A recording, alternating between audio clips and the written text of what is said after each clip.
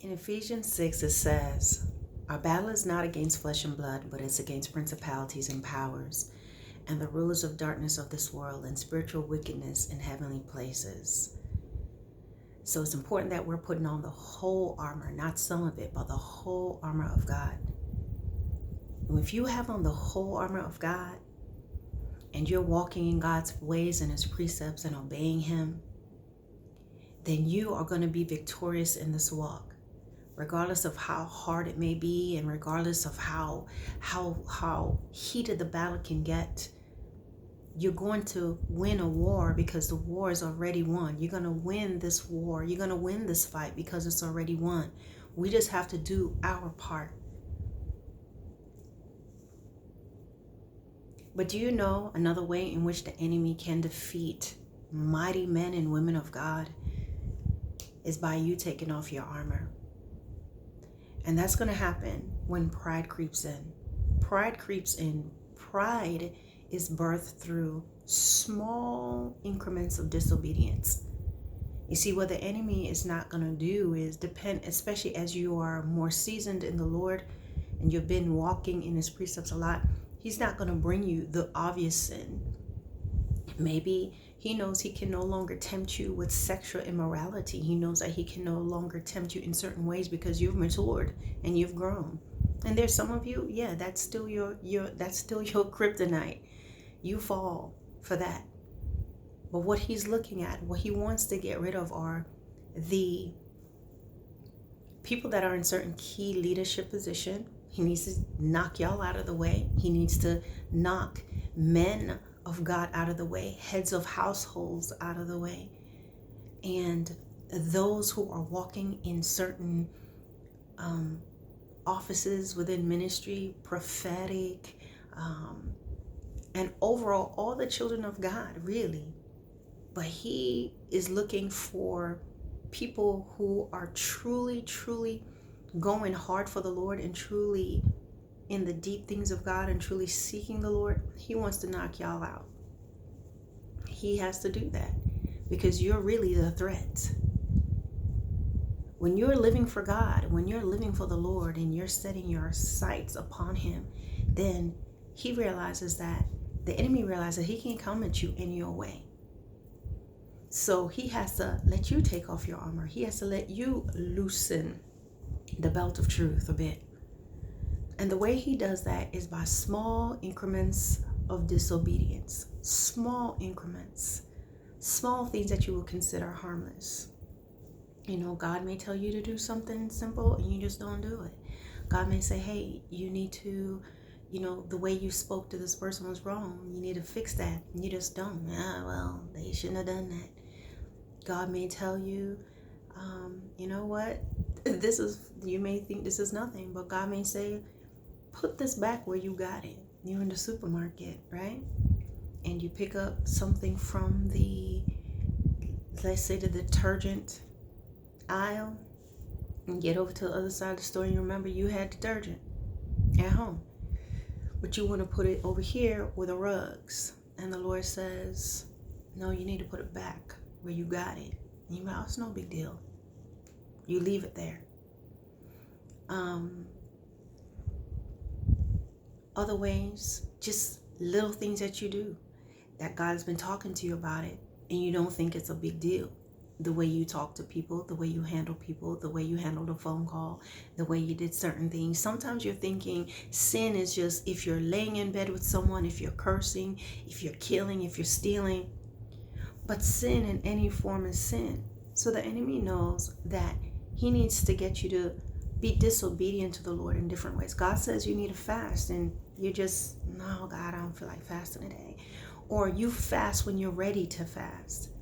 God's saying you need to pray right now. God, I'm tired. I don't feel like praying. I got this live stream coming up.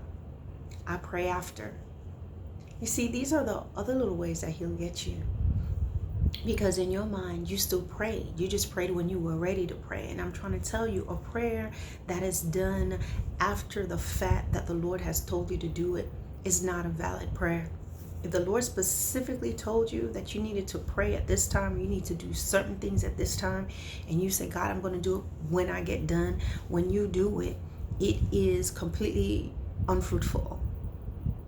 Timing is everything.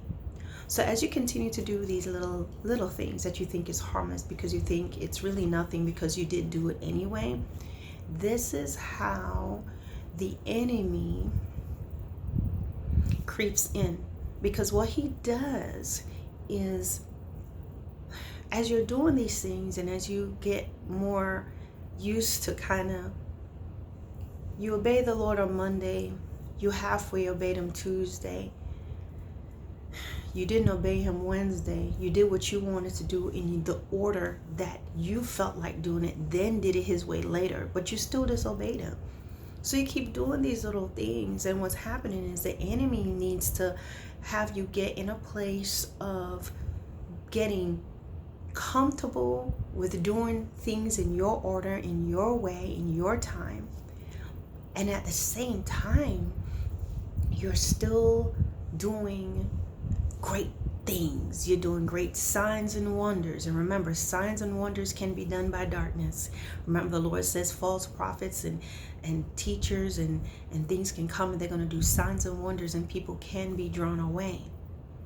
So you're going to find that the enemy will have you disobeying the Lord in little things and in small increments. And what you're going to start to see is you're going to be increasing maybe in followers in your congregation. You're going to increase in miracles and signs and wonders. And what's going to happen is you begin to think it's all you. You're going to be thinking it's you. You're going to say out of your mouth, it's God, but in your heart, pride is going to creep in and make you believe that it's you. So what happens? You see, you begin to compromise. Every time you disobey God, you loosen your armor a little bit. You loosen something. You may loosen your breastplate that's covering your heart. You may loosen your feet that's shod with the preparation of gospel of peace. You may, put the shield down a little bit. And what's going to happen is the enemy will not allow anything to happen to you. He's not going to do nothing. Now, God is protecting you, but sometimes you are well out of the will of God. But the enemy, even though you've taken off your shield or you loosen it up, the enemy won't attack you. He won't attack you. So then you start to do a little more risky stuff. He still won't attack you. And with him not attacking you, he's going to allow your miracles to increase and your signs and wonders and your prophecy to increase and your followers to increase. And then now you get a little more bold and do something else. And you get more bold in wrongdoing. You get more bold in disobeying. And you find that you have given God the notepad and the pen to take your notes of what you got going on spiritually. You made God your personal assistant instead of God.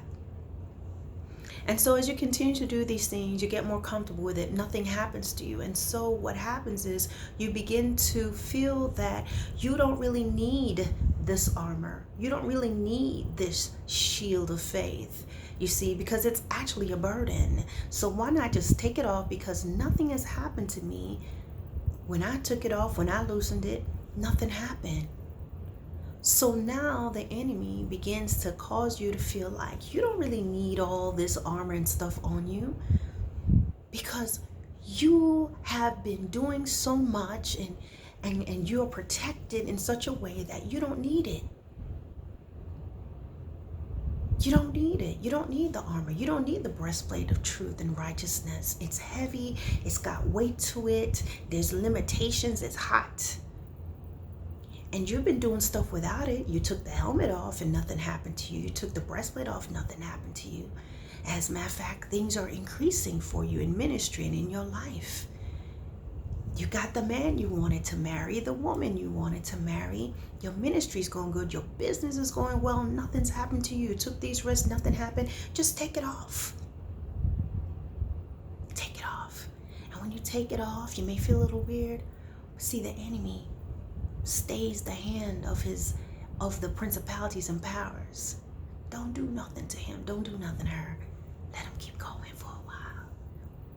And you begin through pride, through disobedience, what led to pride, which led to a sense of self-preservation. You're walking around without the armor on, a false sense of security, and finally the enemy comes in and closes in on you, and he's able to utterly destroy you because you had no covering, you had no armor. You stepped out of the covering in the hand of Christ, out of the hand of God. This is how the enemy can bring down mighty men and women of God, warriors. He needs you to undo yourself. You can give him your crown. You can lose your crown at your own hands. Obey God. Stop disobeying him. Stop getting used to ignoring the voice of God, ignoring the directives of the Lord. Stop looking at the things that you're accomplishing even though you sin. Stop looking at, oh, nothing happened to me. It's all a part of the plan of the enemy. Nothing's supposed to happen to you. And as a matter of fact, things will increase and you'll be thinking you're good with God. But it's all a setup to get you to that ultimate trap, to get you to take off everything. So the kill will be easy. Little effort. Why? Because you're wide open. Obey God, my brothers and sisters. Do not allow yourself to be an easy target. All right, peace out.